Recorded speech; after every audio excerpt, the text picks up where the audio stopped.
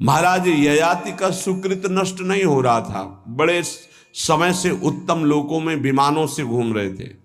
देवराज इंद्र ने एक बार उनको बुलाया, महाराज आपने कौन सा सुकृत किया कि आपके दिव्य लोक सुरक्षित हैं, अर्थात आपका पतन नहीं हो रहा, आपके पुण्य नष्ट नहीं हो रहे। तो सभा में जब ऐसा पूछा तो अहम उदित हो गया। महाभारत में भगवान व्यास देव जी वर्णन करते हैं। उन्होंने कहा ना कोई ऐसा हुआ है ना आगे होगा। जैसा मैंने दान किया तप किया सुकृत किए, बस ऐसा निकलना था कि सारे सुकृत भस्म हो गए। देवराज इंद्र ने कहा विश्व के समस्त ऋषियों का, महात्माओं का, धर्मात्माओं का आपने अपमान कर दिया, आप भ्रष्ट हो जाए। उसी समय सर के बल नीचे ऐसे मृत्युलोक की तरफ आने लगे। तब उन्होंने आर्त भाव से कहा गलती हो गई हमसे, हमारी अंतिम प्रार्थना, जा तो रहा हूं नीचे के लोक में लेकिन महात्माओं के बीच में गिरूं।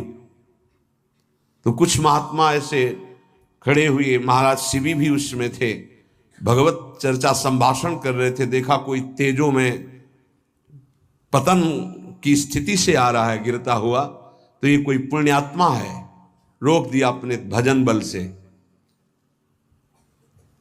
जब ये जाना कि ये तो महाराज ययाति है, सारे सुकृत अपने दे दिए, तत्काल ऊपर से ऊपर चले गए।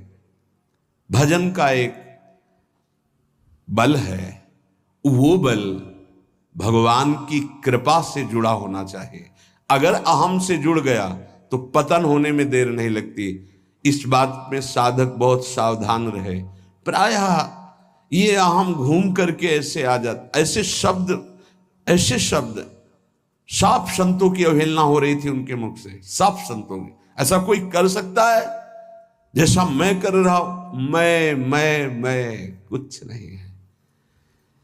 ये खाना पीना, लेना देना, उठना बैठना, ये एक प्राकृतिक चेष्टाएं हैं। इनसे किसी की महात्मा स्थिति नहीं जानी जाती।